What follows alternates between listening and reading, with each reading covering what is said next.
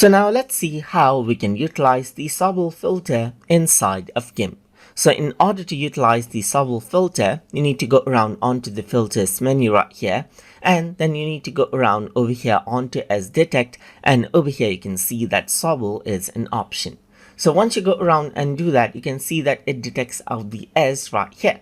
So you can go around and then simply disable out the horizontal right here to disable this out, and you can see that it becomes brighter right here, just like this. You can disable out the vertical Sobel as well. Enable the horizontal Sobel, as you can see, vertical to get both. You can go around and keep the sign right here just like this, and change around the opacity right here to get the level of detail as you want. You can go around and work around with preview as well to see the before and after, and you can go around and then, let's say for example, lighten everything out or utilize the blending mode right here to get both of the effect as you want, and utilize the opacity right here to get the effect level as you need. Now let me just go around and keep this as replace and change around the opacity level right here, and let's say this is the effect level that I want.